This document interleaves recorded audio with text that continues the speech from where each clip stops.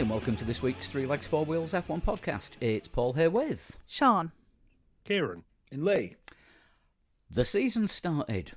Yay. Yeah, it wasn't a thriller, was it? No. Behind Verstappen, some stuff happened, but Verstappen was like a good half a lap ahead of it all. Yeah, and you were saying earlier, Lee, you'd not seen drivers play noughts and crosses on TV for a long time. I think that's what Max was doing for about the last 10 laps, just to keep him focused. Yeah. He said at one point, wasn't it when Perez overtook Russell or someone, and they were talking about him in a cool-down room, and he turned around and went, "Yeah, I saw that on the TV." Mm-hmm. Oh, you haven't got you've got time to do that. Oh man, It's going to be another of those seasons, isn't it? It looks Yeah. that way. it's last season except Alpine are crap. That's it. I'll tell you what, we will start the news bit on Alpine because, well, is there anyone left? The drivers. Only just. So let's get. Hasn't Alan Permain moved there? Now, Was he gone back? no, I thought Alan Permain left have I last year. cocked this up? He definitely is former He's- Renault, isn't he? No, sorry, he's gone to AlphaTauri or someone, hasn't he? He's gone to Sauber. I can't Right, so remember he's who now. left. I've mixed. Yeah, Yeah, I was going to say he'd Alan been. Permain there. No, as was then. Okay, good. Yeah, he'd been there since Benetton, but now he's not anymore. That's it. Sorry, I mixed up my teams. Right, so technical director Matt Harmon and head of aerodynamics Dirk De Beer have both resigned, although Dirk De Beer was still on the pit wall this weekend. Well, apparently they'd a couple of them had resigned before the weekend, hadn't they? So they saw how bad it was going to be in testing and then quit. Seems so. Or, I mean, is it a? It could be a situation where they go and look, Renault's not giving us the back end, which is what it probably is. Mm-hmm. But on the other side of it, you can't take away the possibility that a terrible car has been birthed and someone in Renault has said, right, we need to clean house here because this is not right. It's not a sort of good sign, is it, when you've got two No. of your senior people just disappearing one race into a brand new season? It does not bode well, I think, for Alpine. Yeah, they're not moving forward anytime soon, are they? And it's a big sign of the fact that they are genuinely on pace. Last row of the grid, last two cars in the race. When you can't really blame the drivers because they're not people who haven't been at the team for a while, or they're just plain rookies, or they're just a bit They're both race winners. dog average. Yeah, I mean, yeah, they are massive asterisks. You could Yes. argue to both of them. Shenanigans they race earned it fair winners, and square. but No, Asterix Yeah. was the small one. Oblix was the massive one. Hey. Somebody had to. So yeah, they're in serious trouble, and and I think somewhere this could be and career somewhere killer. and somewhere in America, Michael Andretti is just scrubbing a zero off the amount it's going to cost him to get a Formula One team. Yeah, this could genuinely end Ocon and Gasly's F1 careers. Oh, well, Because they've moving on.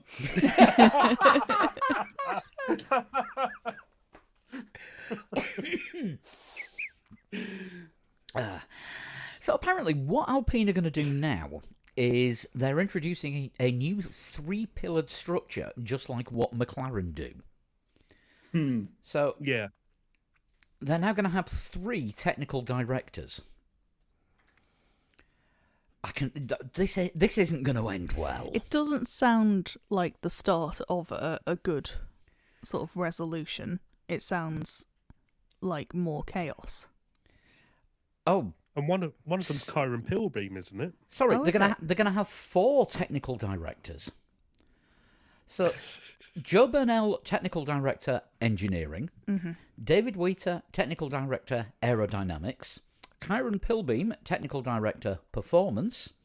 With the engine team led by technical director, power unit, Eric Mainen, whose focus is on the 2026 project. So they have already given up on next season. Yeah, it's kind of, yeah, it makes sense because it's like, does your team have direction? Technically, Yes, they have lots of direction from directors. Everything's got a direction. Just 359 of them are wrong. And they've also now got 2 chief operating officers. This is gonna be an absolute. They can't both be the chief operating officer. That's not the definition of that. You can't have more than one of them. One's at Enstone and one's at Viray, the engine plant. This is getting a whiff of sort of McLaren Honda, but somehow both the parts of this are owned by the same company. This is getting a whiff of too many cooks. Mm-hmm. I mean the saying, not the viral YouTube hit. The thing with the McLaren situation, like, if you go back to when you had McLaren Honda, and and everything really started to go wrong for McLaren, there was like a clear crisis there, and there was a little bit of daydreaming at first, like maybe a season or two, where they thought, no, we can turn this round, and then everybody knew that this was not working. Something needs to be done.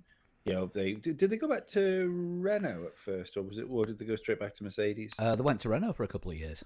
Yeah, because they swapped with Red Bull, didn't they? That's it. Yeah, and Toro Rosso Tori crabs, whatever it is, racing hedgehogs. That was Williams in the 90s. Yeah, it was, wasn't it? But you kind of knew, like, that they said, like, it's going to be a long recovery time. And we're looking at McLaren now as, like, maybe not what we wanted them to be last weekend, but there's clear steps forward, and there's a clear upward trajectory for them now. Renault have been doing this now. I mean, like the season after Alonso came back to them before he went to Ferrari. Yeah, that was like the end of Renault when you had Grosjean and was it Kovalainen? Was that his teammate? Grosjean was replaced him, didn't he? Was Grosjean with Raikkonen and then Maldonado? No, there was before. That's when Grosjean came back. This was when it was actually full fat Renault. There was I'm with you. Yes. Heifeld and Kubica. Am I right in saying? Let's have a look. I think it was Kovalainen and in 2009 this would have been. No, 2009 Kovalainen was at McLaren. Kovalainen. It would have been Alonso, I think. Alonso was teammates with Piquet, obviously. Yes, and then Piquet got binned off, and Grosjean came in. Didn't Alonso go to Ferrari in 2009? 2010. Yeah. Because in 2010, I think it was because he only did 1 year, didn't he, with Renault, and Crashgate was 2008. He did 2. He left McLaren after 1 year and went back to Renault for 2. I thought he just did one stopgap here at Renault. No, because it was binned midway through his second year. Got rid of him after Hungary. But either way, that was like 2009. It was the collapse of Renault, as being anything near competitive. Yeah, I mean the Genie Capital Renault years before the rename to Lotus. That was Kubica and Petrov. And then Petrov, Jesus Christ! Oh my word! Valtteri, I was just testing the curbs to see how wet they were. Petrov. You remember him so well. You've just called him Valtteri. Oh, Vitali. Vitali. You see, Vitali was it? Yeah. Yeah, but yeah, he tested the curbs. And then the following year was Nick Heidfeld for the first 11 races. And then he entered a world of disappointment and was replaced by Bruno Senna. And Petrov managed a whole season. Then they became Lotus, and then they went back to Renault again. And Lotus was when Kimi and Grosjean were full timers. Yes. Yeah, because Kimi won the last race of that year, or the penultimate race. Can't remember what that was. I think he won the last race of 1 year and then the first race of the next year, didn't he? Yeah. And then they stopped paying him. We're currently hearing the sound of a cat destroying an Amazon packaging. Lovely. Yeah, because Lotus were going that far from Renault that they even used Mercedes engines. Yeah. Wasn't there some sort of Renault. cow milk protest with Renault or something at one point? Somewhat. Milk protest. Wasn't it? I'm sure that they got involved. I think it was at Belgium when they couldn't get into the track, or it was two separate things. There was some sort of Belgian milk protest against Bernie Ecclestone that meant that Renault specifically couldn't get in the track on the Thursday. I think everyone else managed to get in the track, but because Le Farmers had some sort of I think they parked a few of their cows in front of the track entrance for the team. Everyone got in apart from Renault. I'm not imagining this. Did this happen? Am I going mad? Next time I speak to Statman, I will ask him what's the largest number of cows that have ever stopped an F1 team getting into a track. He will probably know. Spa Grand Prix cow protest Bernie. Let's try that. I'm just going to throw this out there. I think we've missed the original point of where Alpine's from. I think we've tangented, haven't we? We Yeah, have sorry. tangented. Just a gnat. There seems to be a suggestion that Bernie held talks with them ahead of said protest, and it all sort of dissipated So he gave them a lot of money to go make away. them go away. Yeah, I suspect so. That must have really changed the mood. Oh. Christ. Yeah. See, I was looking for one, and I couldn't find a viable option for a joke in that situation. We're trying to remove the puns from the podcast. We're freezing them out. Oh, God almighty. That's horrific. It's fucking. Never did I think there'd be like a cow deep cut joke. Like, for the bovine fans out there. He had all the obvious ones and went for that. If I can just say, this cow section of podcast jokes, that is especially for the guys from Evolution Sim Racing who have had a cow themed joke situation going on the Discord chat for months. Jesus. You sim raters are a wild bunch. Oh, we know how to live, rock and or roll. But yes, going back to Alpine, the car is a dog or a cow. The engine we don't know because it's in a crap car and nobody else uses a Renault engine. Mm-hmm. And senior staff are bailing out, and they're replacing one senior manager with 6. It's not good. No. You know, That speaks of panic, doesn't it? Mm-hmm. And you can't. No team has ever panicked in round 1 or been on the podium on round 9. This isn't a McLaren situation where they knew they were playing the long game. This is we're ballsed for a couple of years. Mm-hmm. Well, even like McLaren last year when they turned up and they were bad, and everyone was going, "Well, this isn't good," and McLaren would go, "No, like we've basically got a B car, like as an upgrade."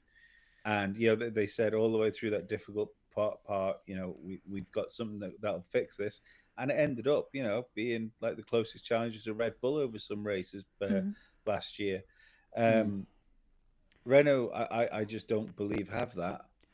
yeah, but McLaren managed to do that without some of their senior staff resigning. Oh yeah, Yeah, good point. yeah, that's fair. But yeah, we've not had any sort of assurances, have we? We've not had anything from Alpine saying like, oh, you know, it's a work in progress. It'll take a few races. We've got this upgrade coming. It's shit. Now people are leaving. Yeah.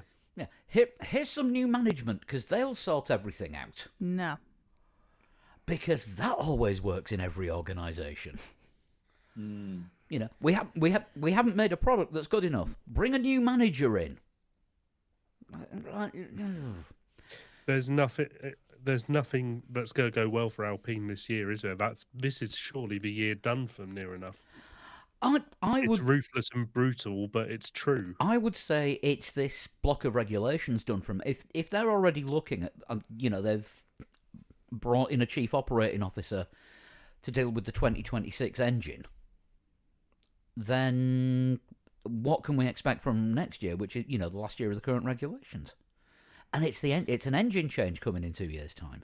Mm, yeah. So if the entire package is shit this year, then next year is going to be more of the same. Yeah, they're frozen entirely, aren't they? Yeah, there's going to be very little room for improvement, and they're going to be fighting Haas for last place. I don't think they're going to be fighting Haas for last place. The Haas has shown that if it qualifies well, it could hang on to a point or two. And Alpine might, get points or twos, that they might do a sergeant, that sort of thing, creep in. But I can't see them having any consistency if all the technical experts have left and they are already at the back. I don't think bad for Renault here. I don't think Haas are anywhere near as bad as what we thought they were going to be. Hulkenberg's qualifying was sensational. Magnussen was off it, and we never actually got to see what Hulkenberg could do in the race because of unfortunate stuff. Yeah. Yeah, I mean, don't forget with Haas, though, they're one of the teams that are good at the start of the season, and it's actually developing the car that's the issue. Yeah, because they pause. Yeah, whether that's to do with the way that Gene Haas wants the team run, which is, right, you spent all the money on you spent all the money on the car, don't spend any more. I have heard tell about his NASCAR team, where a driver that was bringing in an absolute ton of money. Everything that they were bringing in was going to develop the cars of the other drivers. God. And poor old Danica Patrick just had GoDaddy logos on her car and didn't get any development. No. Did you know she used to be a racer in the US? I don't know if she's ever mentioned it on Sky F1. Doesn't coverage. come up. No. Doesn't come up. No, never anything said. She's the new. I was going to say, who they boffed off of Drive to Survive? Who's no longer a talking head? Oh, Total Wolf's wife. Susie Wolf. Yeah, you don't hear from Susie Wolf. You hear from Danica Patrick and Claire Williams now. We've still not started it, have we? No, we haven't finished last year's yet. That's true. I think we've only seen 2 more this week. I've watched the first 3 episodes, and I'm still unsure at why Claire Williams is featured. Totally agree. I think they got a lot of gripe last year, didn't they, for not having many female voices on much sort of female screen time, which, I mean, it's about the drivers. All the drivers are male. So yeah, I wonder if they sort of brought in her and Danica Patrick just to kind of beef up the female representation a bit. Yeah, we've lost poor old Jenny Gale from the show at the moment, haven't we? Yeah, which is understandable. I just feel like, as far as Claire Williams' voice is concerned, you could argue that if her voice hadn't been in F1 at all, her family would still own the team. Yeah. Yeah. Do you do the thing I do, Lee, when she says something in a talking head bit, going, "The team have made some dreadful decisions here," and you sit there at the TV grumbling, "You fucking know." And then Jane has to go, "Oh, shut up." And in defence of Paddy Lowe, building an F1 car is difficult these days. I finally managed to sort of find out / work out what he's doing, and he is heading the team that's supplying the official fuel to Sauber. Right. So he's a gas man. Yeah. I used to run an F1 team, Yeah, did you, Paddy? Anyway, fill it up. But yeah, he's the head of their fuel suppliers. So fueling an F1 car is really difficult these days, apparently. Yeah. I thought it was meant to be easier now that there's no refueling. Oh, yeah, but they've got to take... I mean, in between qualifying runs, they've got to take it into the garage and take the engine cover off. And yeah, that's the tricky bit, especially if somebody's designed it without a removable engine cover. On to the next thing. Actual Monday news, for once. Mohammed Ben Sulayem is being investigated for interference in a race by removing a 10-second penalty from Fernando Alonso at the Saudi Arabian Grand Prix last year. Oh, Yeah, this is interesting, isn't it? Because I think, from what I remember of that penalty, I think I think the general feeling at the time was that it probably was right that it was overturned. It was this was where he'd come in for a pit stop with a time penalty. They'd put him up on jacks, and then the stewards decided, well, you touched the car, so you didn't serve your penalty, so here's another one. And I think Aston Martin argued that actually everyone else has always done it that way, and they felt that they had been unfairly singled out. And then I think they did then change the rule for the next race to say you cannot touch the car while serving a penalty. But it didn't feel funny at the time that got overturned, because it was a bit of a sort of loophole that everyone else had been exploiting, and it would just seem to be Alonso that was the unlucky one who got done for it. Grassed up by Mercedes, apparently. Oh, I see, yes, of course. Oh, yeah, because it would have been Georgie who would have got the podium. Now, the thing is, there's a massive fuss kicked off about this afternoon. It's like, oh, the head of the FIA getting involved and fixing the results of a Formula One race. It doesn't look good. It's not his job, really, to get involved in that. Right. That should be an Aston Martin appeal. All I can say is Max Mosley and Jean-Marie Balestre. Well, yes. Yeah, I mean, they were hardly better, were they? I mean, Balestre actually rigged an entire championship to give it to Prost. Yeah, there is that. You know, And then after that, a 10-second penalty compared to a 16-race championship. Yeah. yeah. But, that was in the days where you could get away with it. Bloody internet, it's ruined all the criminals. Yeah, Now we all know it was old Mr. Johnson from the amusement park. yeah. Everyone knows it was old Mr. Suleiman from... The FIA bunker in Geneva. Thank you. Yeah. From Biggin Hill. No, not Biggin Hill even. But this has all the hallmarks of something which is going to bring up all sorts of arguments about corruption. Probably you could say rightly so, potentially you could, but it's just going to bring up the Abu Dhabi people, isn't it? And he oversaw the report. They're a cult now. They're a full on cult. Yeah. You're one letter out, but close. But you know the funny thing I've found is that because of how they've treated the Abu Dhabi thing, like I really enjoy it now. Like, like now and again, I'll just retweet the end and stuff. Just like poking the fire. Yeah. You're not one for piss boiling, so this is quite refreshing. Hang on. Tweeting the end and poking. We're not doing the Horner story just yet. Oh. I'm not on that page of the sound effects, so I'm not even going to bother. I'm glad. Why haven't you, if you haven't got the theme tune for or the end of the theme tune of Cocoa Pops? Yeah, there is something wrong. I've blown it. No, I'll wait till we get to the story. I've got one, which I was going to use on my breakfast show on Friday, but we may as well debut it here. If you had rather have a bowl of Cocoa Pops, we wouldn't be in this mess. Who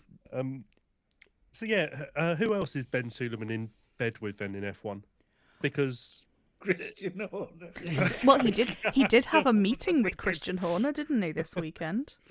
Yeah, there was a little clip shown during qualifying or so, wasn't it, when they were discussing the fact that F1 and FIA got together to chat about the whole Horner thing. Mm-hmm. And you can tell someone's not going to get sacked or, told to go away by the FIA when they're having a chat and they both walk away laughing, thumbs up.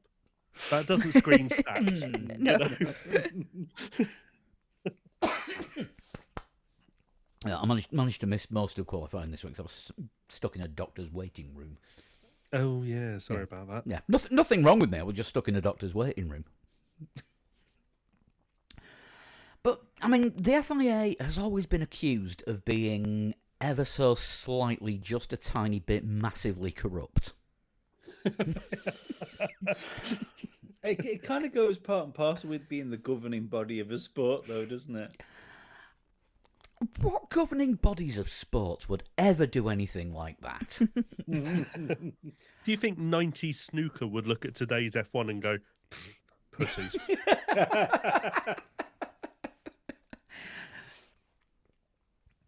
Or football For football for the last Americans, yeah, snooker was corrupt as fuck. That was football for the last God knows how many years. yeah. Again, for the Americans, football.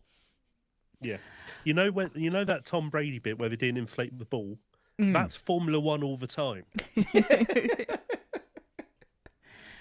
Yeah, it just seems a bit. You say about John Marie Ballester did it and Max Mosley did it with whether it's cigarette advertising or the McLaren stuff or whatever, Or US 2005, or that Crashgate, and there's a good F1. There's a good BBC podcast series on that from last year, which was very good. But yeah, there's so many things which come up nowadays that you think, how would that have happened? If stuff from 30 years ago happened nowadays, it would go mad. Which makes this kind of small fry, but it's only big fry because it's taking place in the Twitter era. yeah, I mean, could you imagine what it would have been like going back to the 80s with Prost and Senna taking each other out 2 years on the trot to win a title? I mean, what the hell would Twitter have been like both those weekends and forever after? I think there'd have been riots. Yeah, someone would have been killed. Yeah, You'd laugh. or Schumacher and Hill in '94. Oh, Actually, Lee still tweets viciously about that to this day. I found out today that Damon Hill no longer follows me on Twitter. Oh, That's... Oh, Someone well, I wonder followed what me. do you know what the worst thing about that is? Is like you got really excited because Damon Hill follows you, and at some point you've upset him enough to not follow you. Yeah. It happened with Maurice Hamilton. I interviewed Maurice Hamilton for a radio doc I did in my master's thing, and Oh for yeah, that- you offered us the audio, didn't you? yeah. There's loads of stuff from that. I could should chuck over at some Yeah, point. Stick it on before, Patreon. in fact, years before you were on the team, you offered us the audio. Maybe so. Yeah. After I might, if it's all right with you, I might chuck over the main thing to stick on the Patreon because we played it on our radio station after we finished it, and we got 2 listeners. And I know I was one of them to make sure it went out. I just don't know who the other one was. Maurice But that's- Hamilton. That's the bloody hard documentary to make. That was, but Yeah, yeah. we'll release that for the Patreon subscribers. So go to patreon.com/3legs4wheels and sign up for 1 currency unit. it's 8 years old. But you hear me chat to Lando, Will Buxton, Alice Powell, and some others who didn't quite make it. Where are you now, Quentin Law? Anyway, right. So as I say, if he listens to this, sorry, Actually, Quentin. where are you now, Will Buxton? You've never been on this show. Everybody else has. Yeah.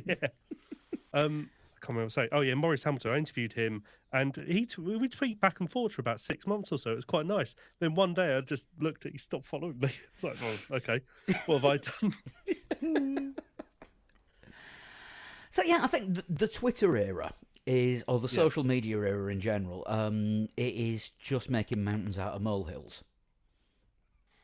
And I think this is going to be the next one, but there are going to be people calling for Ben Sulayem's head because of this, because of his previous quotes on what was it, not liking intelligent women or women that think they're more intelligent than men. Don't look great. Now, apparently that was taken out of context. interesting. I'm not entirely sure what context that sentence was meant in. Yeah, good point. And yeah, this one's going to rumble on for a while, and people are just going to be calling for his head for that and many other reasons, and the social media flaming pitchfork mob will get behind it. Yeah. And yet, of all the does things it which has matter happened- though? Because with the FIA being the FIA, it's not like a brand.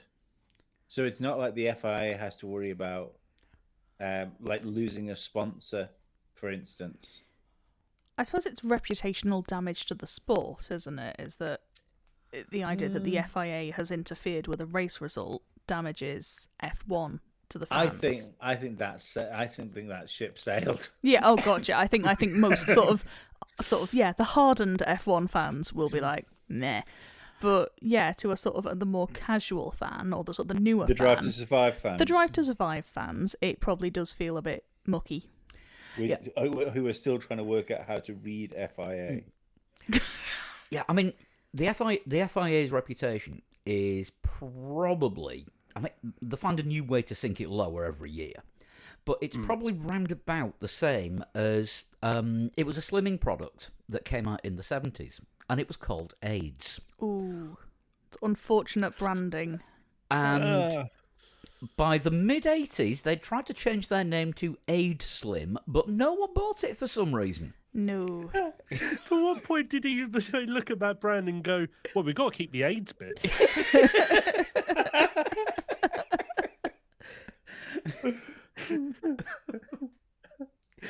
You know, the FIA is somewhere round about that level. Yeah.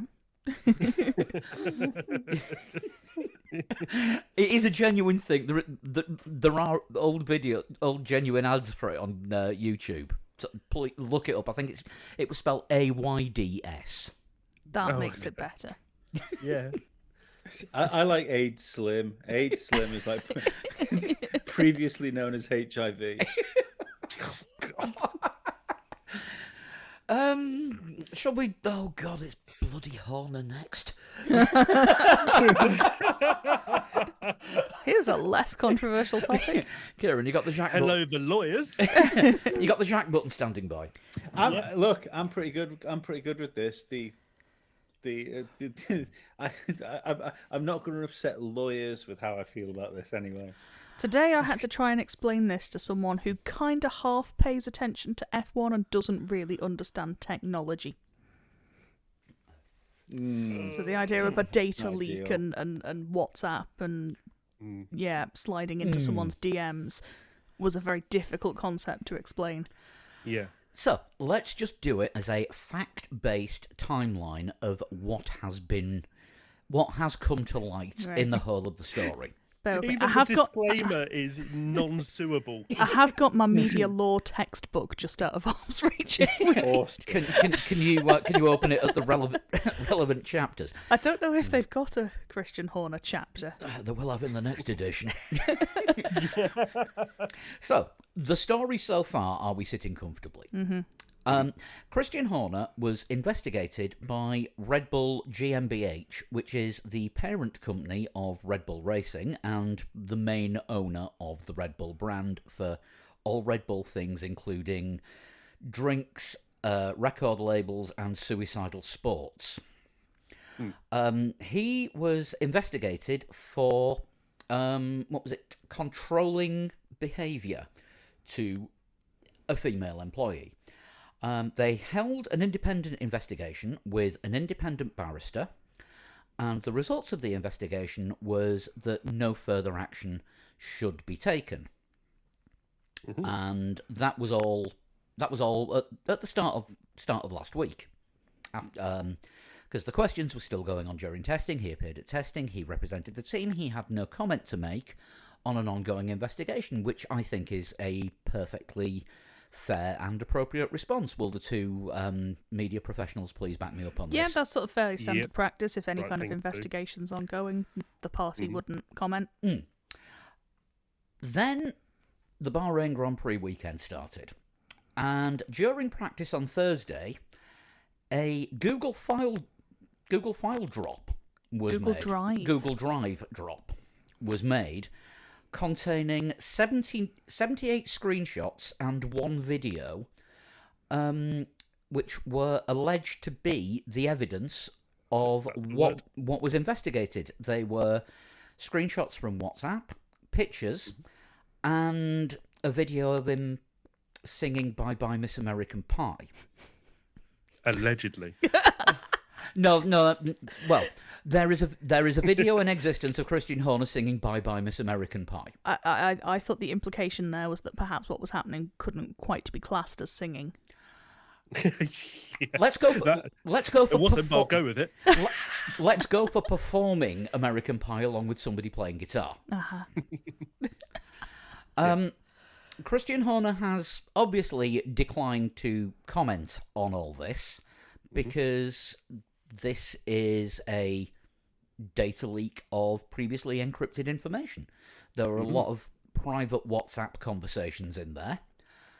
And Well, it hasn't. That one thing to note here is it hasn't actually been confirmed whether this is what the evidence that was looked over in the investigation has it. Yes, it's all really sort of good point. It's allegedly. definitely worth Yeah. noting that. Yeah, I mean, very good point. the only things that you can certainly say are the photographs that are in there. Some of them are definitely of him. Yeah. Yes, his face is in there. His face is in the photos. So is a donkey. I made a And mistake with that one. and that is all that is known for certain. Yeah. Now let the speculation begin. It's nothing to do with his private behaviour. Do we think there might be somebody behind this who's trying to get rid of him? I Absolutely. mean, it's not one Yeah. of his friends that's put it out there, is No. it? No. He has annoyed someone who has the receipts, as the kids would say. Well, it's like I said to you guys in the chat. It's really weird because if those messages are real, then it indicates like an extramarital affair going on within the Red Bull organization between Christian Horner and somebody else.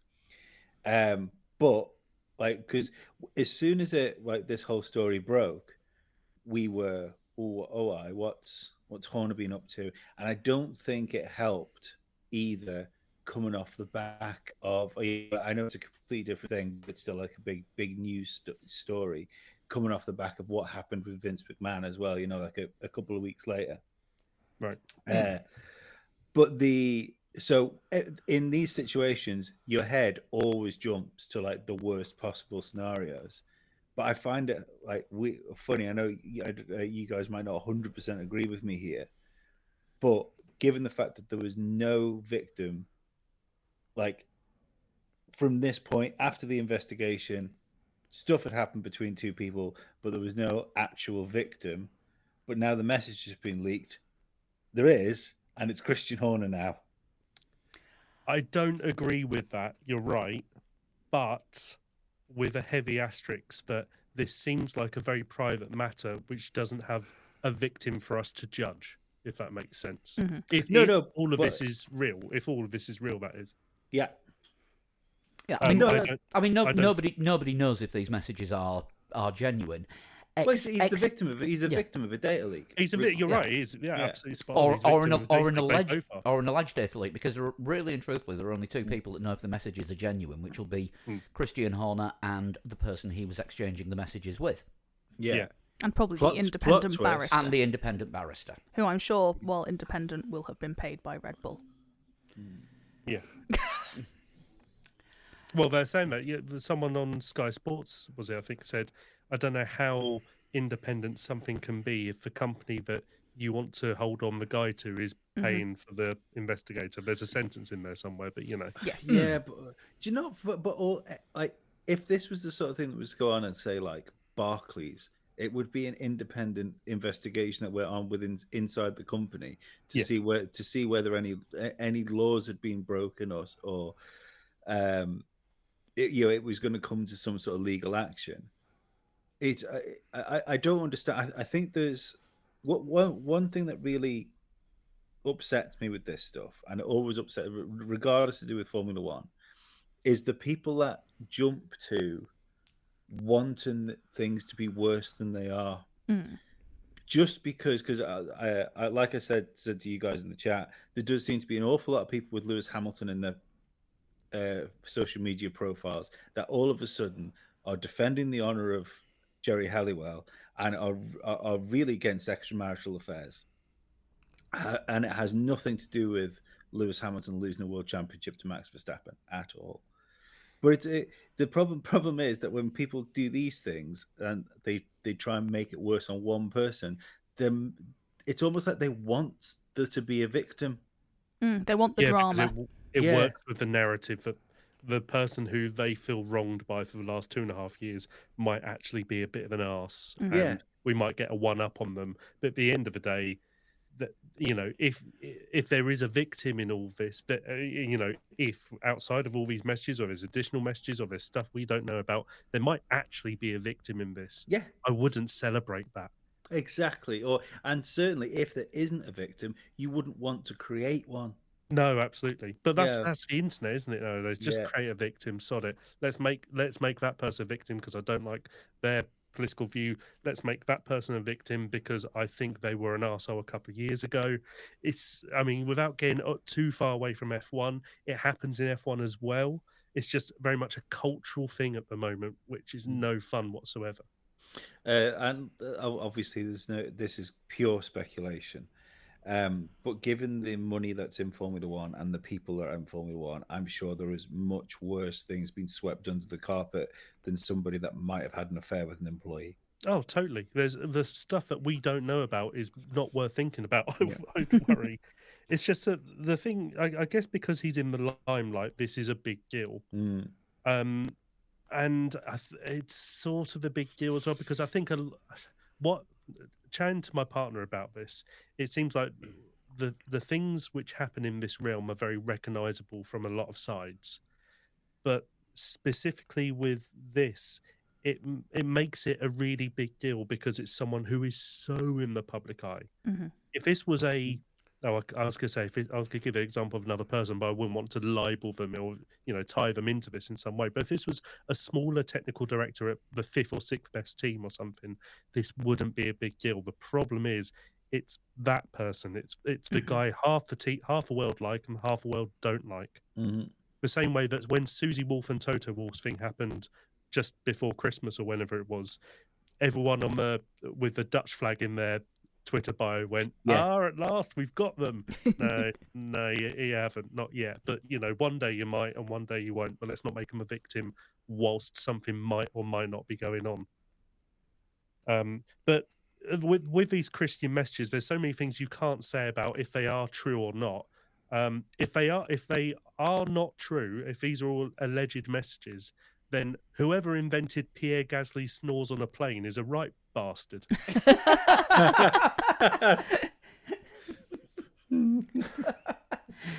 There's someone snoring in first class. Oh, well, it can't be as bad as that time Pierre did. Well, thanks. Thanks a bunch. Qualified last, and now this. I've just realised if we said before it's somebody that's trying to damage like Christian Horner. Like it wouldn't be one of those several thousand drivers that Red Bull have destroyed the racing careers of. Jean-Eric Verne, Robert Doorknobs, they all meet up on a Tuesday night and Photoshop WhatsApp messages. Yeah, take a blurry photo of your finger. Go on. Go on, Liuzzi, send it. Well, he never did when he was racing.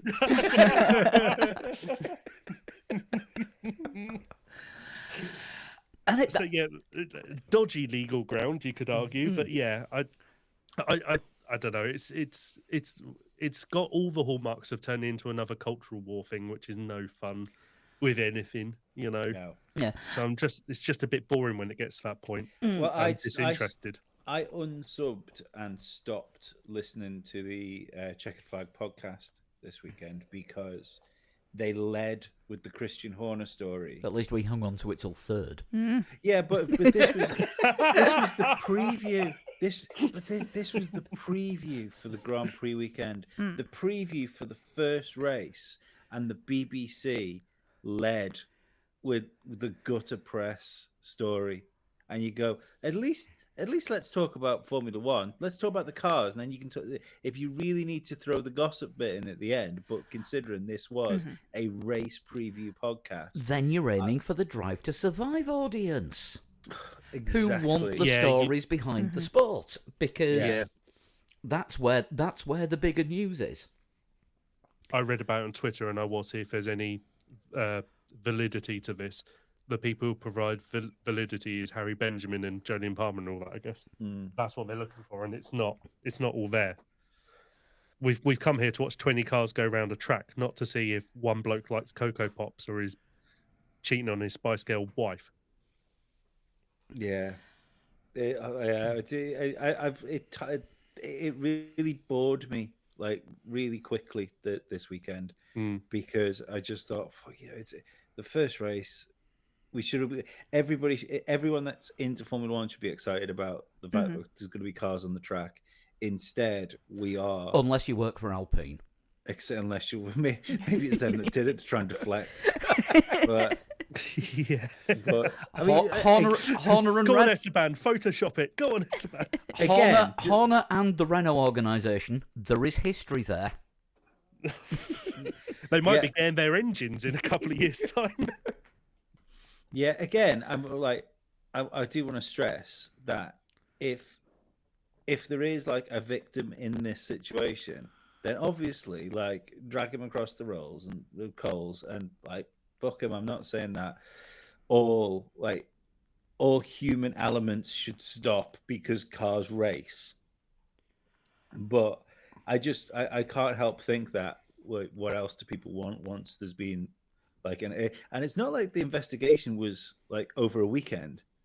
That that 8 weeks or something, yeah, wasn't it? Yeah. it's so unless there was nothing, I do think they should have released the report because that would have probably if these, I mean, they said it was for data protection, didn't they, from the parties involved, and obviously Pierre Gasly snoring.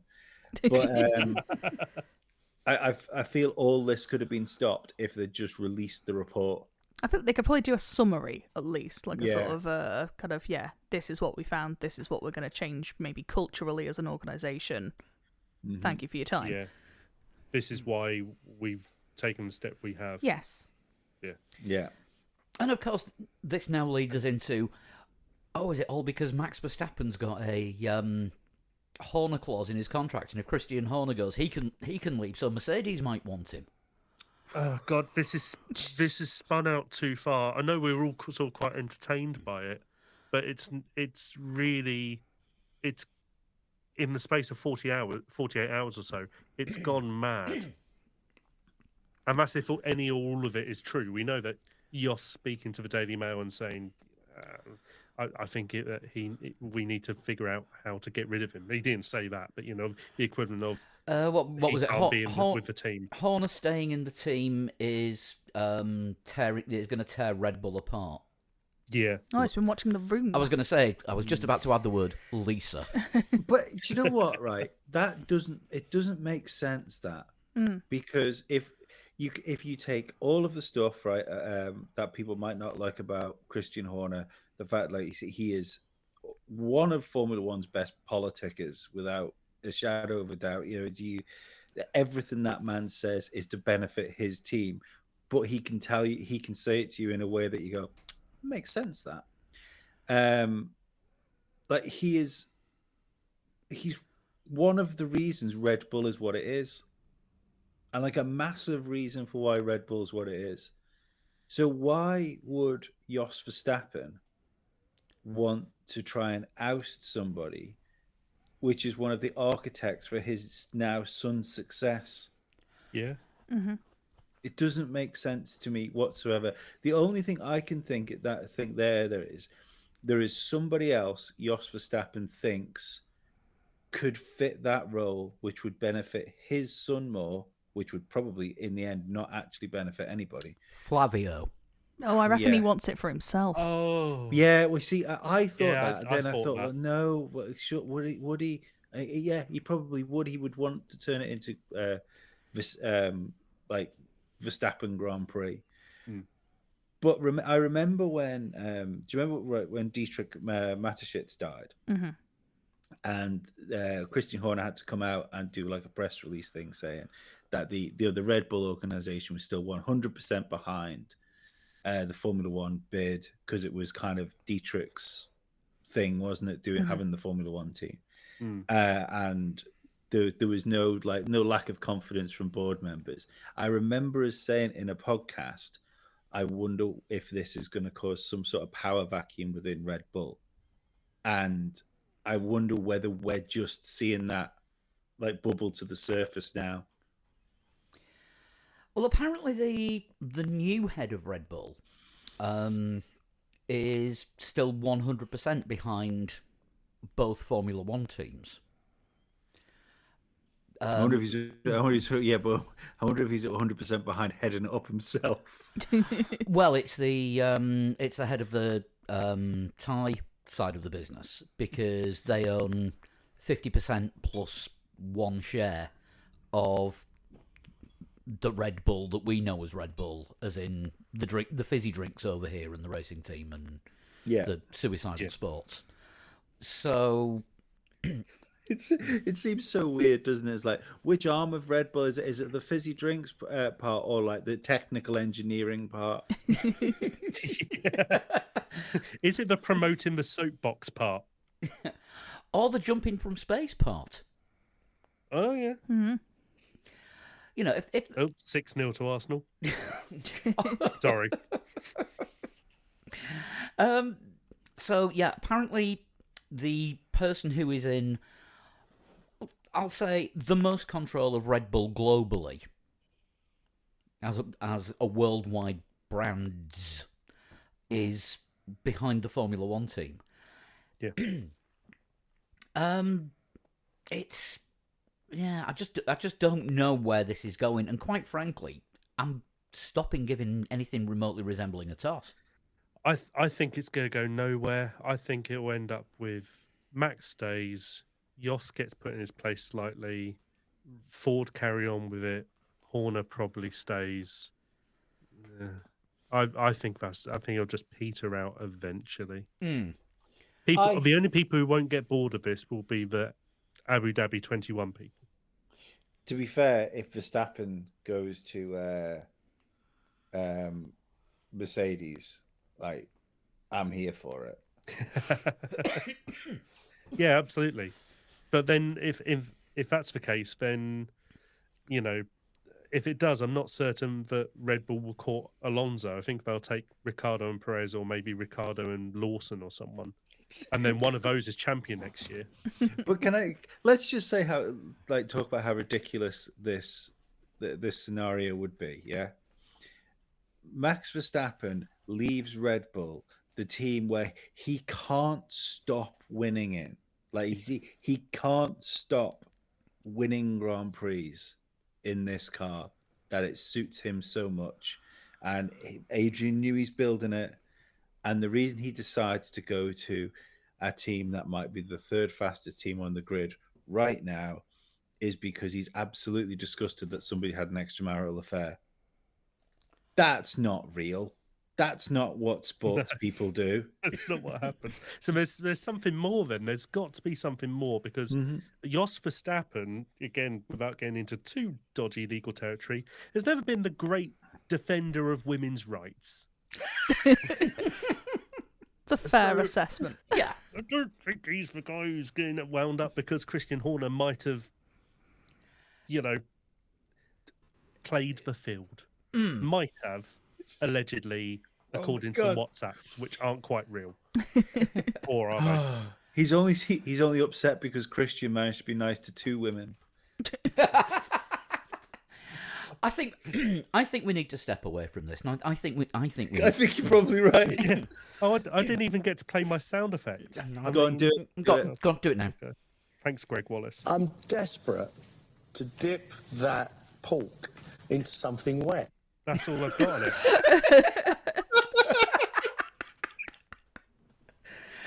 And before this becomes the Jacques Villeneuve show, I think we all need to take a break and refocus. And I think it's time to introduce a new feature. Poetry Corner. Hey. Right. Now, we could have a new feature, which is just like a random picture of a sausage, or like a random picture of Christian's body parts, and we could have like hot dog or hornet. Hot dog or horn dog? That's what I meant to say. You got it. You're there. You got it. Trying to get this back on I know track. what you meant. Some of our listeners, probably the patrons, will know that we have recently discovered an author that goes by the name of Anita Driver, who so far has written a couple of books, pure fantasy, allegedly, about Daniel Ricciardo. Allegedly is doing some heavy lifting tonight, yeah. isn't it? Yeah, Have I Got Three Legs, Four Wheels for You? Don't bring Horner into that. Anita Driver has released a new book, Zen and the Art of Formula Racing. Meditative poetry from the Zen masters of the paddock. It's a collection of poems with suitably calming images. Sean, look at that one. You can tell that's calm. Is it? And I'm right in thinking that this lady that writes this stuff is coming on as a guest. And Anita Driver will be appearing as a guest in the next couple of weeks. I'm still not entirely convinced it's not Dan.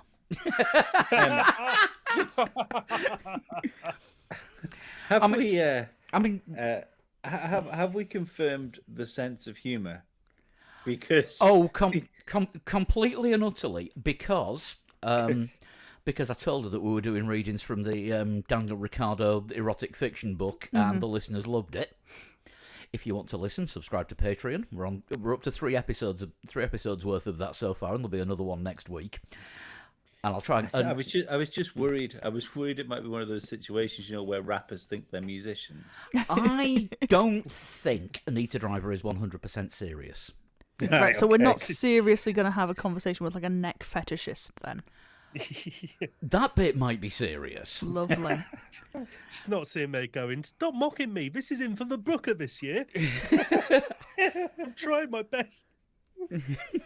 Bloody Richard Osman, he's stealing all the limelight.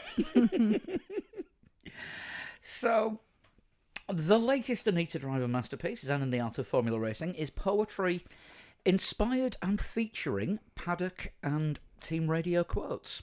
So I would like to read for you now a poem called Raindrop, featuring Toto Wolff. Lovely. A lone raindrop begins its descent, a silvery globe from heaven sent. It graces leaves and kisses flowers, dancing through the stormy hours. It joins its kin in rhythmic cascade, drumming the rooftop a serenade played. The raindrop lands, no glitz or spotlight. No, Michael, no, that was so not right. Jesus Christ. I thank you. Lovely. Bye, Germany. Hey, that was an Austrian accent. Oh, dear. Bye, Austria as well. Well done, Kieran. You managed to insult Austria without trying. I'm not so sure this was Kieran's fault. To be fair, it is normally Flood that does the official Toto impression. Yeah, we needed Flood for that. So yeah, there'll be more Anita Driver coming up on the show in the next couple of weeks, and on the Patreon next week. Right, Hooray. probably time to talk about the Bahrain Grand Prix. Because We've done Alpine, we've done Haas. to be honest, we have. I think Williams are probably next up. They have cooling issues and problems with the power unit, which Mercedes had as well. They've got a very technical way of telling you that you need to cool the car down. A big banner comes up on the steering wheel saying "car too hot." Did you see that? Yeah, which according to Alex Albon kept coming up every 2 or 3 laps, and he couldn't actually make any adjustments because he didn't know if he'd clicked the thumb rotators in the right way. This is the best thing about the sort of the kind of the night races and the twilight races, isn't it? When you actually get to see what's on the dash. Yeah. One thing that we didn't see, the reason for Logan Sargent's big off was his steering wheel threw a complete fit and set the brake bias 100% forward. We did see that, I think, didn't we? No, they only announced it today. Ah. I definitely saw something about that yesterday. We saw him fly off, and it's like, oh god, what's he done? Apparently the steering wheel had a bit of a issue, and he limped back to the pits and had to change the steering wheel, and it didn't happen again. So it looks like it was that one part. But we don't know how quick Williams is if the car's too hot and the engine's too cranky. And they never go well in Bahrain or Saudi Arabia, seemingly. It must be the heat with the way that they designed the car. Yeah, it's not good in dry heat. Maybe we'll actually get some idea when we get to Spain. God, that's the thing with Bahrain testing. We can now look forward to the Spanish Grand Prix a little bit. Yeah. Not knowing exactly what's going to happen just by looking at the testing times. Yeah. Yeah, see, you can't really say anything about Williams because you just don't know. Nothing happened. They didn't register. It's all a bit murky, isn't it, behind Red Bull this year? It's Yeah, a bit, yeah. Yeah, I think it'll be a while before we've got a sort of a proper order in our heads. Yeah. Yeah, I mean, Sauber-nonymous not anymore because they're bright green. Zhou I Guan, really like that car. Zhou Guan Yu had a great race. Valtteri Bottas had only his second longest pit stop, even though he was stuck for a minute, but it was still about 72 hours shorter than his longest one. I don't mind the car either. I think it's all right. Somebody said it's a tribute act to Junkos Hollinger Racing in IndyCar, and I'll just take their word for that. Yeah, that is a green one, isn't it? That's the one that Callum Ilott was in last year. Then was, then wasn't, then wasn't, then was, and then had to give up to somebody else. And, Grosjean. Yeah. Ooh. It doesn't look like any Minardi that's ever been, but it does have a Minardi feel to it. No, it didn't finish last. That's fair. It's got, I don't know, it's stylish, isn't it? It's not done where they just chuck some green on it and gone, ooh, wacky, out there. They've at least done a few outlines and things on it. Yeah, it's cool. I like it. The question is, can it be one place quicker than it was last weekend? Well, I think the 11th place for Zhou flatters them slightly. They had a good strategy to use the best of the hard tyre early. And then they hoped they didn't have to do a 3-stop. So he came in when Stroll came in, didn't he? Guan Yu Zhou or Zhou Guan Yu? He came in early, definitely. Yeah, he was on about lap 2. So essentially, that was quite a good strategy because it meant at the end people were trying to make sure their hard tyres, unless you're Red Bull, make sure your hard tyres get to the end. At that point, their hard tyres were just about in the same condition because they managed to stroke them out for a bit longer. So Zhou and Stroll, talk about a minute, they did really well with that, and it nearly got Zhou a very unexpected point. I thought you were talking about Christian Horner again then. No, he was there at the Grand Prix this weekend, and that's all we can say. Yes. And I wholeheartedly endorse this message. And Jerry was there as well because there were photographs and footage of them walking through the paddock. There we go. Yeah. Facts. I mean, you say we've talked about Haas, but I mean, we know it looked like Hulk was going to have a great weekend until that coming together with Stroll on the opening corner. Although the joke being, of course, race 1, lap 1, turn 1, Stroll's sideways. But not his fault. Not his fault. I don't think it was his fault entirely, but he did drive over Hulk's front wing. I think it was just a classic lap 1, turn 1. Too many cars after the same bit of track, wasn't it? I mean, turn 1 at Bahrain has always been there's too many cars fighting for too small an amount of space. It's a very wide approach, and then it suddenly goes very narrow. I mean, remember the F2 a couple of years ago when Dick Tantrum nearly killed the whole field and ended up backwards? Yeah, sounds about right. Oh yeah, he just sort of just missed everyone, went backwards. Everyone went, "What are you doing?" Yeah, Track's this way, mate. Yeah. But yeah, I mean, Hulk had I think it was Piastri on his inside, and Stroll was turning across him because he got to the corner first and Hulk couldn't do anything. Mm. You know, racing incident, yeah, not an accident where someone's to blame. No, I don't think you can apportion a majority of blame to a human being as much as just the situation and what the cars are doing. And that's how Formula One should be. So it's been in the 80s, 90s, 2000s. I don't know. We didn't get penalty heavy. You can actually apportion the blame to one human being, and that is Herman Tilke. Yeah. Yeah. That's victim blame at its best, isn't it? Well, why did you build the track like this?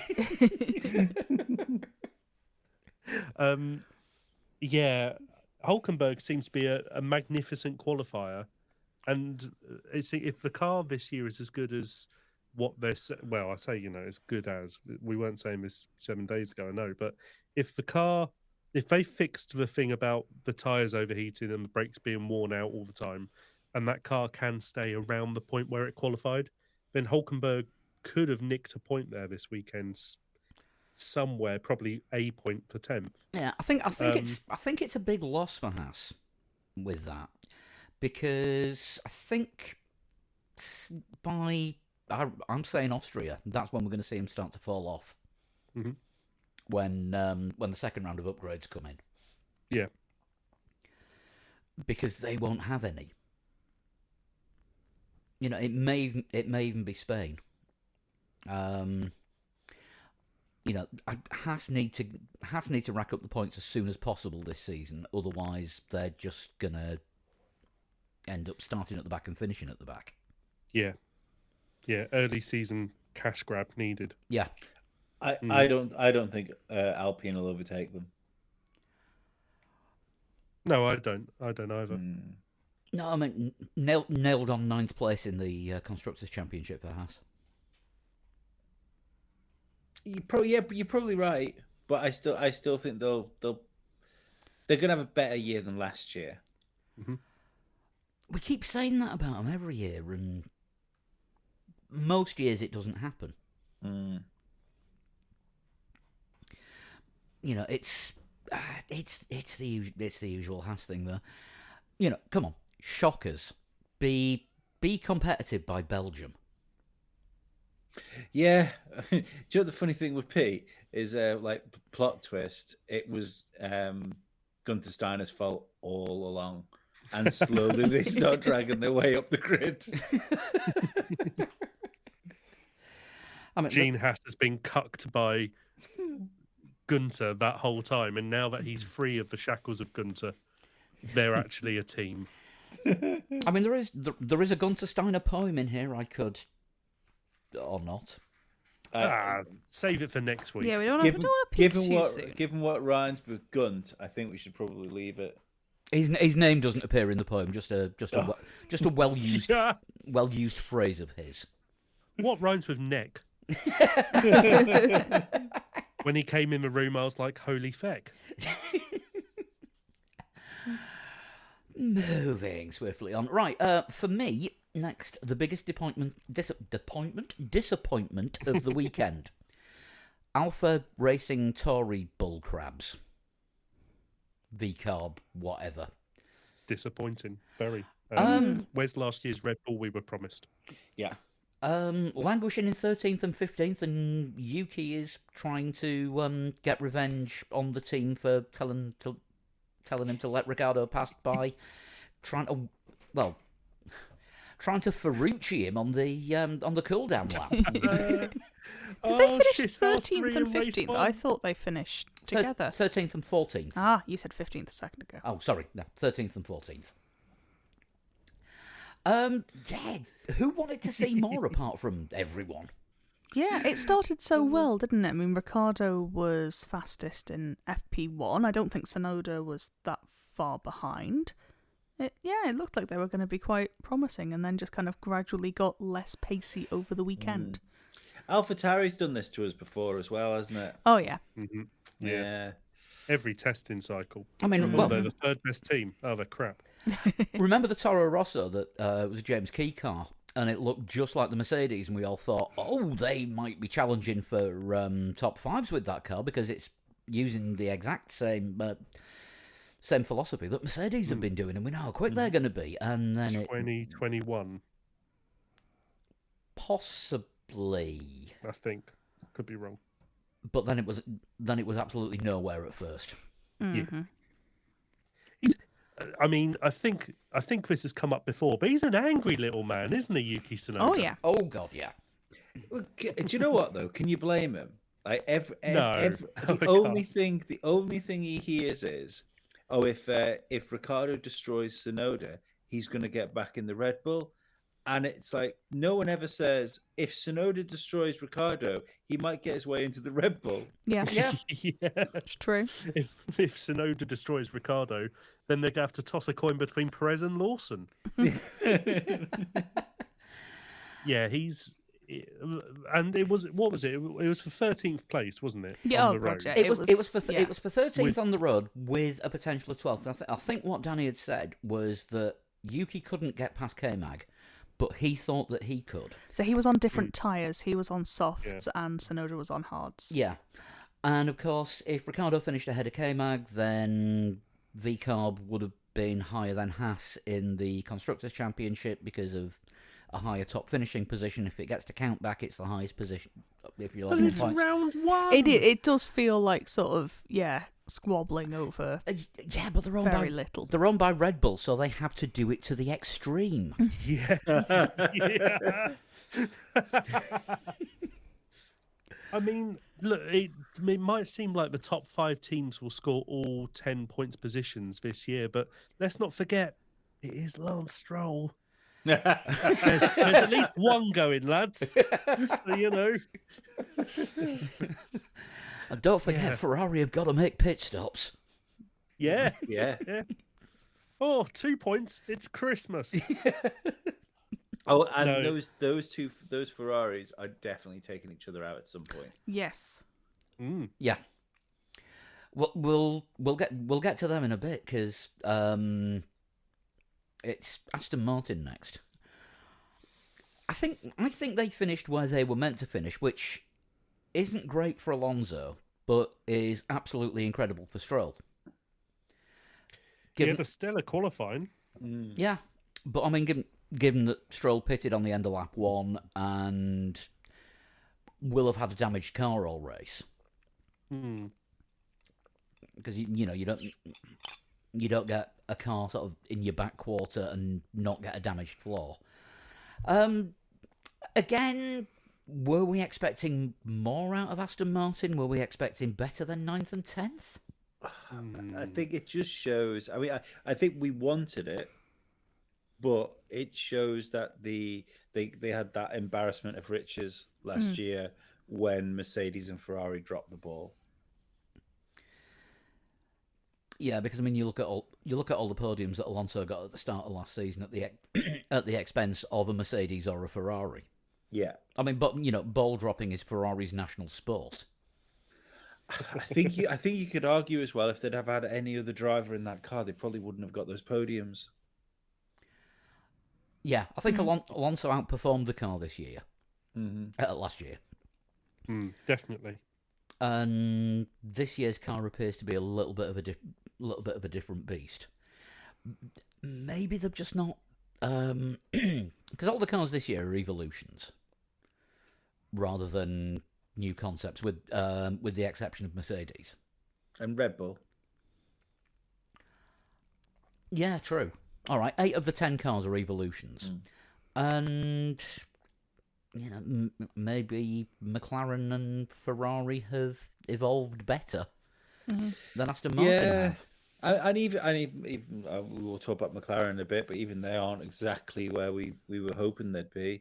It's funny though, isn't it? Everyone at the minute doesn't seem to know where they are, but when you ask anyone, it's always, yeah, well, we've got a good platform for development this time.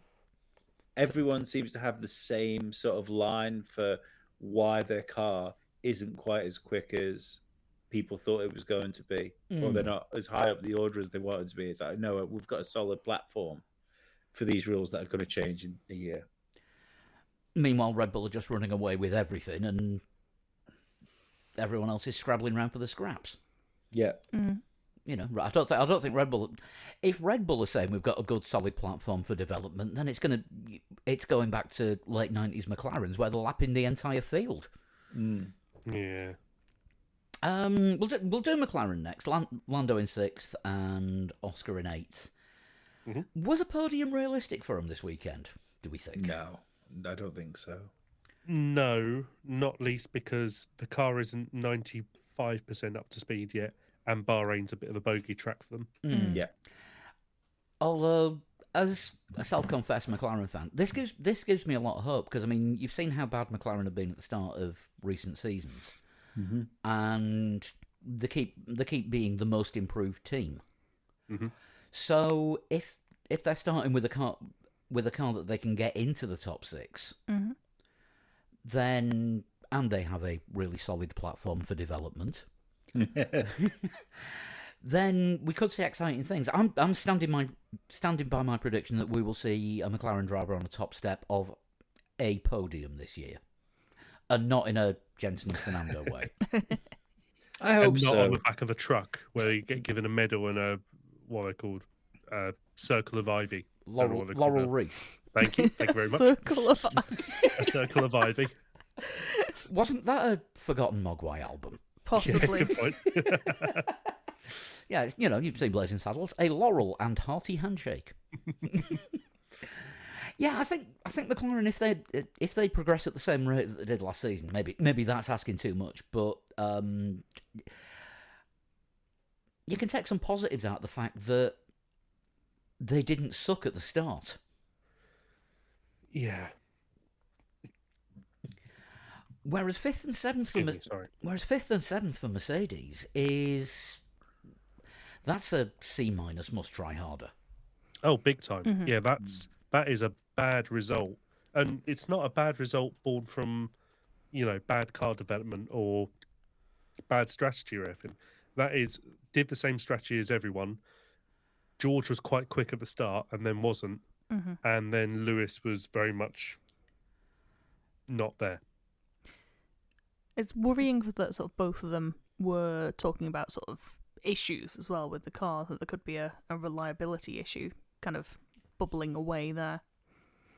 Yeah, as we said with Williams, it's the power unit that seems to have a couple of problems. Although McLaren and Aston didn't have those. It was just Mercedes and Williams that were struggling with the Merc power. Well, maybe McLaren did have a power issue in the fact that they can't get it to work with their car as well, but their overall package was quite good, and that is the true pace of the McLaren as well. Maybe McLaren really are as good as Mercedes when they haven't got all their shit together. You may well have a point there. But, yeah, I mean, both Mercedes being beaten by both Ferraris, and I'm going to jump on the bandwagon a little bit, and Perez. That would have been unthinkable last year. Yeah, totally. Yeah. I do think Russell drove fantastically in that race. He did. I It's mean, unfortunate. yeah, Clearly, that's not the second best car. It's probably the third, maybe the fourth best car. But to nearly outrace both Ferraris, I think was a very good job.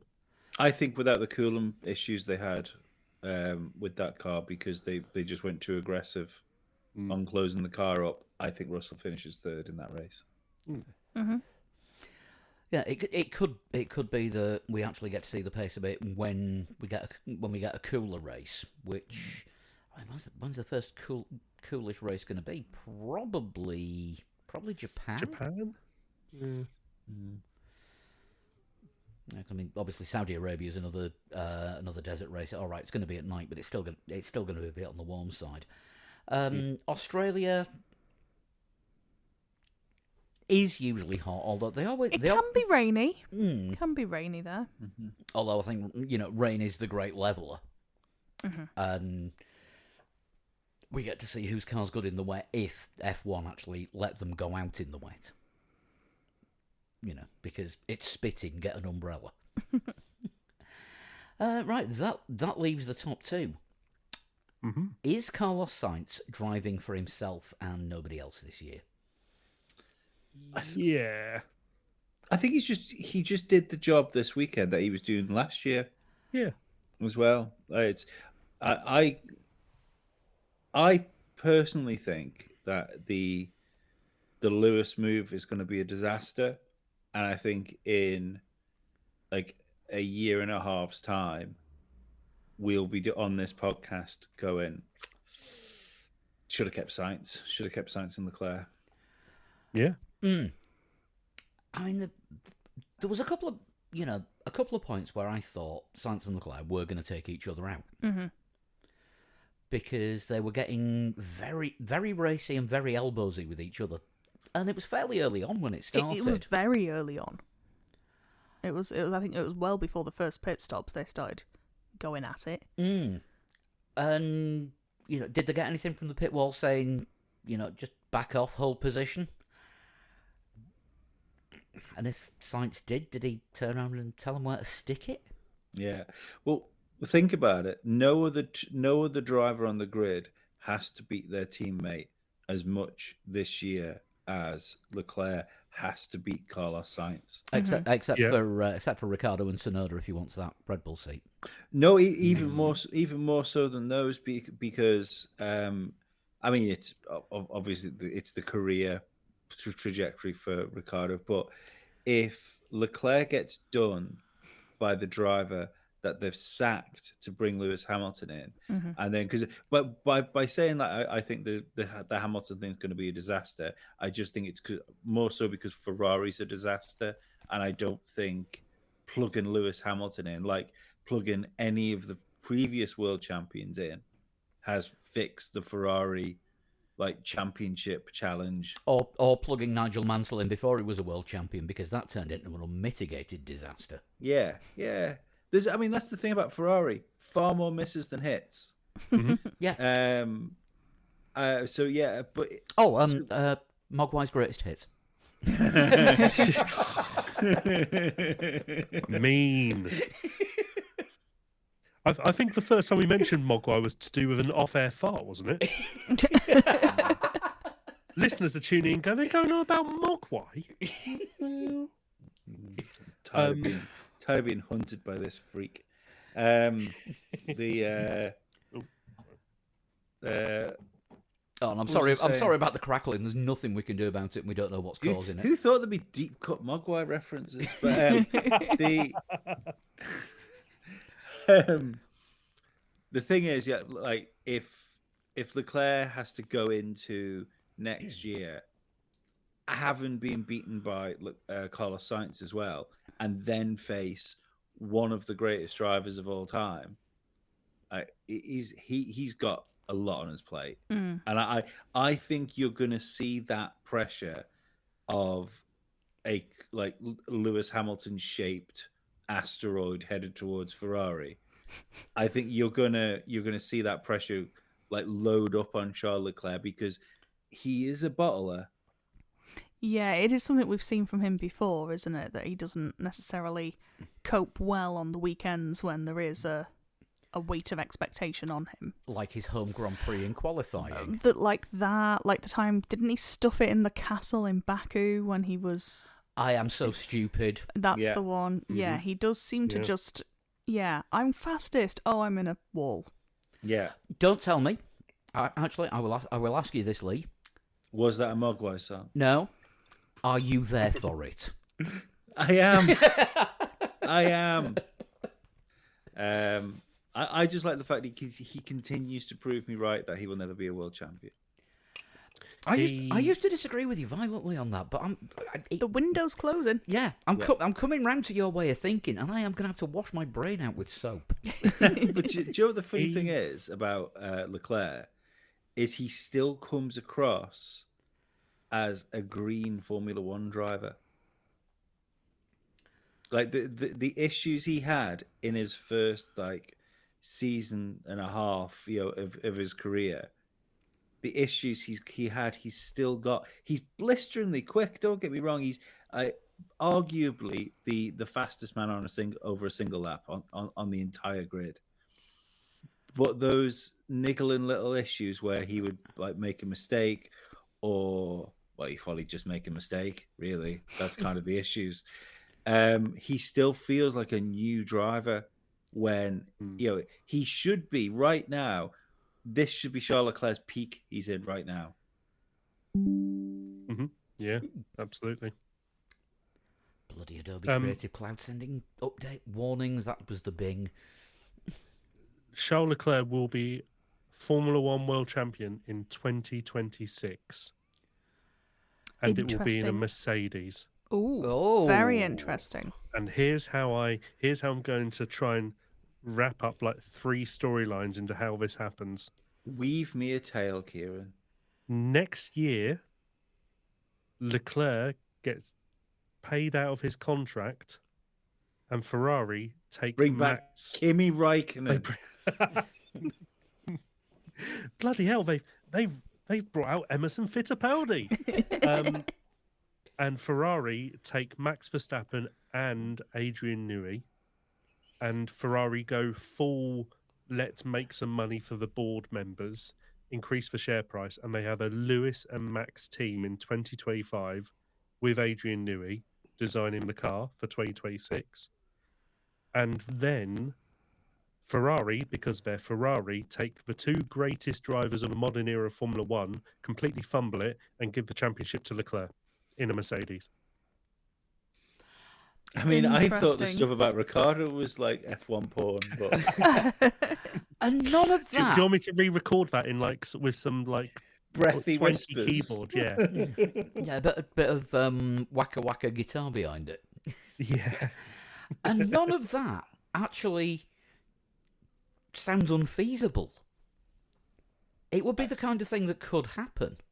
If Ferrari have enough money to chuck at both those human beings, and they turn around to Lewis and go, come on, put your past behind you. This will be fun. Why not? Why not boff off Leclerc, 6 races into the season and say, well, you haven't got a podium yet. You're a very good driver, but we can make billions with Max. So, sorry, ta-ta, bye-bye, go see Toto. And then we have the big ultimate Ferrari team, the team to end all teams, the Prost Senna sort of style at McLaren in '89. Yeah. It would be incredible. I don't think Lewis Hamilton would be in the same team as Max. I agree. I totally agree. But I think let Max a man would do dream. It. Yeah, no, I'm just... No, never. But Ferrari are so good at screwing things up, they would try and make that happen, regardless of what everyone expects the outcome to be. They'll drop the bag. I'm sure this is going to be an unpopular opinion with 50% of the audience. I don't think, especially with another 2 years, I don't think Max Verstappen would have an issue. Issue with what? Sorry, with Lewis Hamilton in the same car, in the same machinery. No, I don't think you need to have the issue. I think that Max has driven at such a level over the last couple of years. Sure, we haven't seen much competition from Lewis in this respect, but I think that you put those two together right now at peak performance with a man who knows Adrian Newey's style of design, I think that Max Verstappen could probably do to Lewis what Alonso could do to Stroll. Not as bad. That's really bad. That's harsh to Lewis. But I reckon you could make a number 1 and a number 2 driver out of those two. Mm-hmm. Why is it all I can see in my head is that fight between Rocky and Apollo Creed in the gym? Well, why can all I see is people frantically typing into their keyboards with Lewis Hamilton hats on? Yeah. I am not happy with what Kieran said on podcast. It would mean to goat Sir Lewis Hamilton. Hashtag Team LH. But his soundboard is cool. And somebody actually said that. It's cool, I think you'll find. Right, that just... Yeah, someone commented on that, someone on Discord. I was like, one more fan than the Isle of Wight. Most mornings on the Isle of Wight, I sort of go, welcome to the breakfast show. Wakey, wakey, wake up. Sorry. I wouldn't want to see your hate mail. I don't want to see any mail at this point. Kieran just listen calls up. that Oh, an male airbomb. now. Right, I guess that leaves us with Red Bull. Insert superlative here. Welcome to the last 2 years. And the next two. Yeah.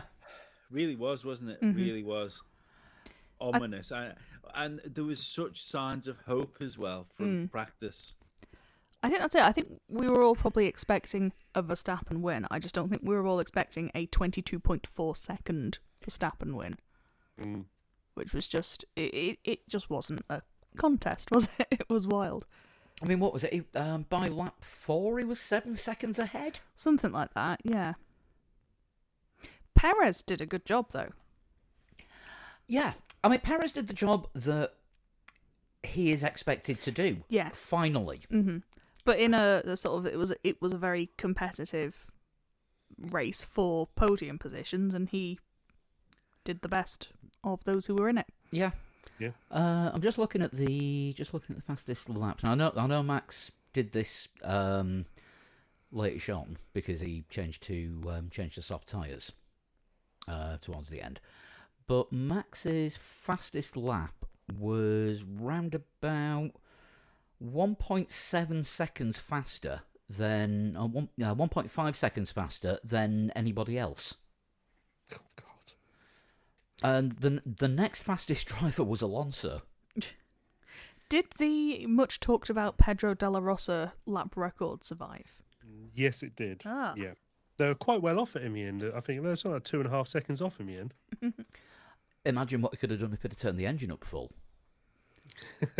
I Have you seen? honestly don't think Red Bull have given that car full power. They don't need to yet. No, I mean, No, there's no need. You're right. you know, obviously they've got to get it through effectively 30 races this season, although 6 of them are only 1/3 distance.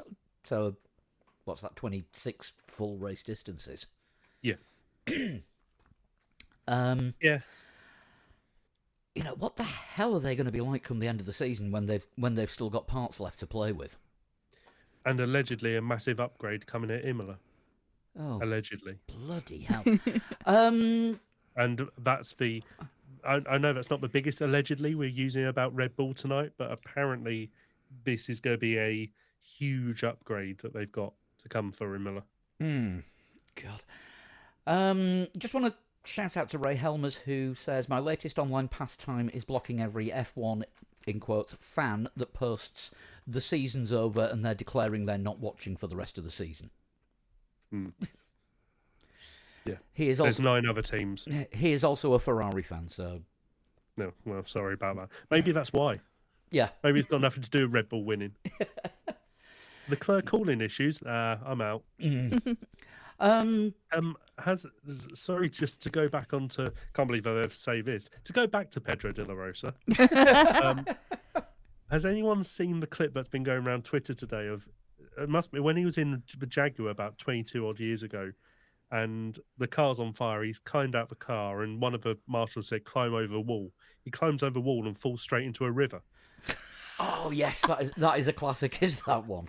I haven't. That's been going around. I've never seen that before. That's brilliant. 6-0 to Arsenal at full time. Word 7. Yeah, just yeah, it was funny. Yeah, but as for Red Bull this season, they've come out the blocks flying, and they're only going to get better. Yeah. Jeez.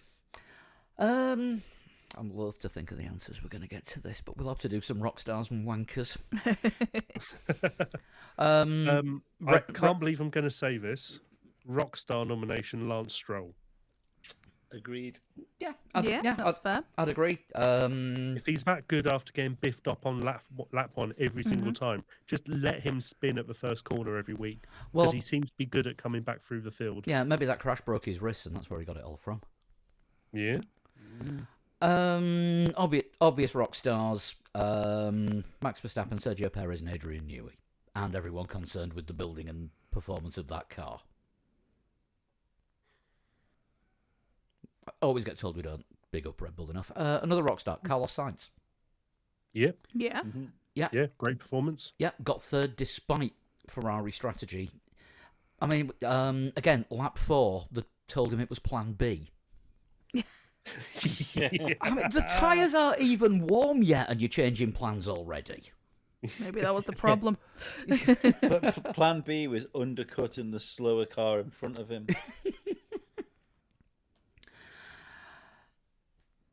Do we make the obvious wanker joke?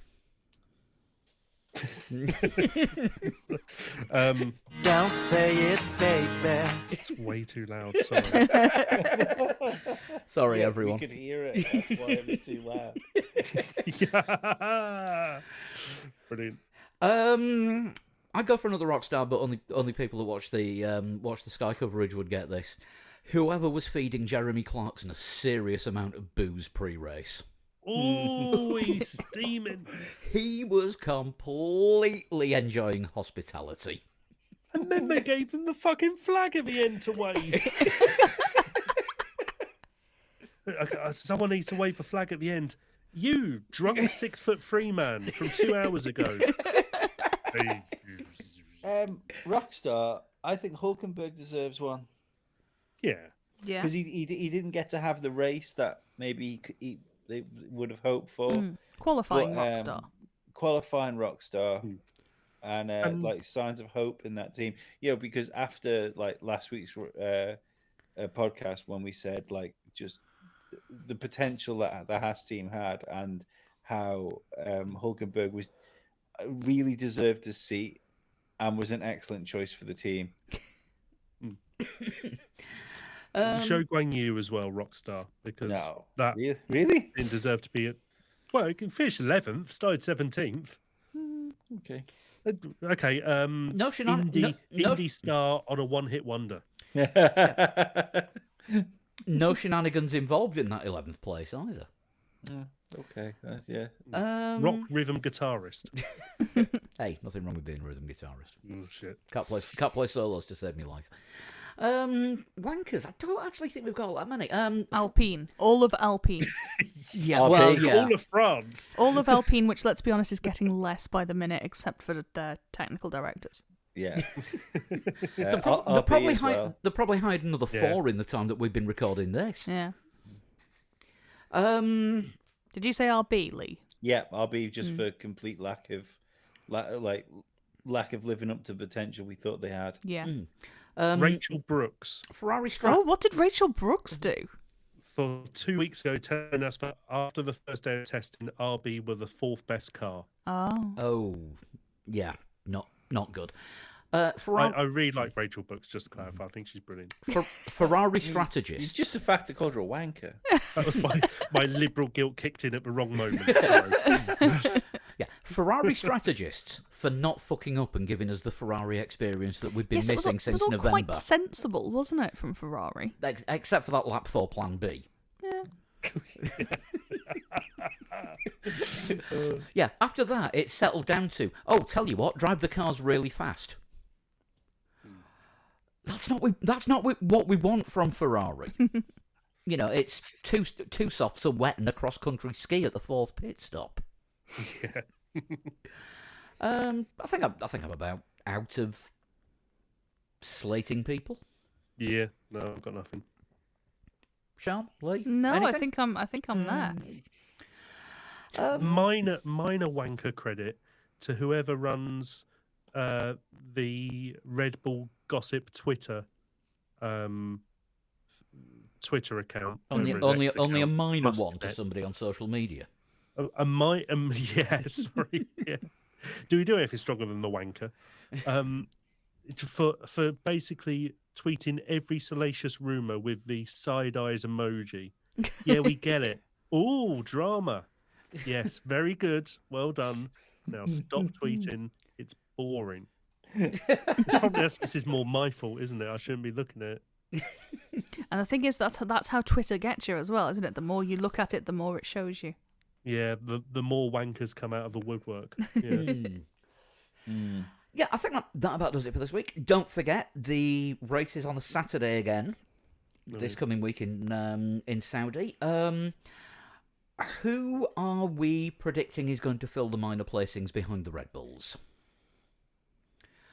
Are we going to get more of the same? Are McLaren and Mercedes going to pick things up? I don't I know how I think feel. Sorry, go on. I was going to say, is I think Leclerc will take the third place. It'll be Max Perez Leclerc. I was going to say, I don't know how I feel about Perez for this one. I think I'm going to go Verstappen, Sainz, Perez. I think I'm with you, Kieran. I think it's going to be Verstappen, Perez, Leclerc. I think Leclerc's going to overdrive himself. But I expect more from McLaren too. So It's another hot race, though. That could be the problem with the Mercedes engines. I don't think it's necessarily like an overheating issue in the engine.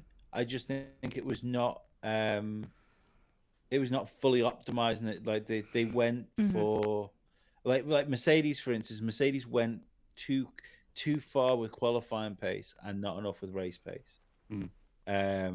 I think that because there doesn't seem to be, apart from like a bit of we kind of messed that one up.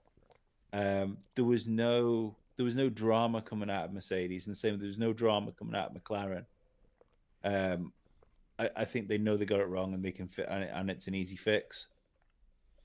So I think both of those will be closer to Ferrari, if not on pace with Ferrari. If they're on pace with Ferrari, I stick George Russell ahead of the Ferraris.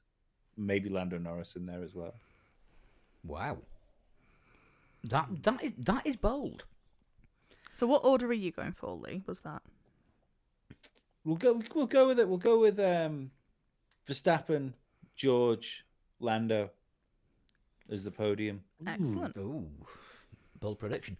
Obviously, if you want to make your predictions, go to 3legs4wheels.com and predict your top 5. There's a slight issue with the scoring at the minute. It's not letting me put in positions 6 to 10, which I'm going to get fixed after Saudi Arabia.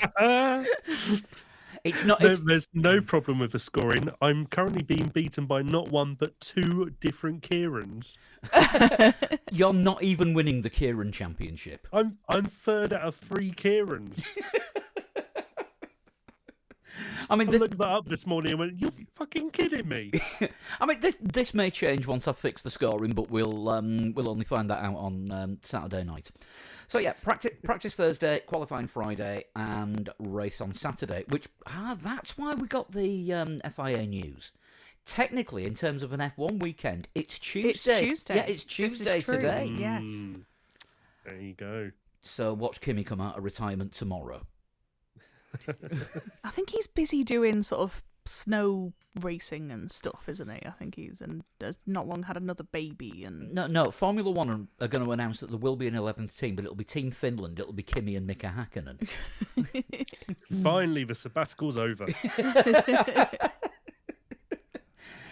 If you want to, if you want to join in, go to 3legs4wheels, put your predictions in on the league, and there's a link there to the Fantasy F1, which you can join our league, which about 50 odd people have. I did bang average. I am right in the middle. God, I'm probably losing that as well. I'm beating you. Oh, crap. I hadn't looked up my score. Yeah, I'll have to do quite a bit of scrolling. And if you want to get in touch, you can email us 3legs4wheels@gmail.com or at 3legs4wheels on the socials, and individually on the artist formerly known as Twitter, we are at Sean Cowper. At Kieran is boring. At the Lee Stevens. and I'm at Pablo100, and see if you can get hold of Chris. He's at Flood21.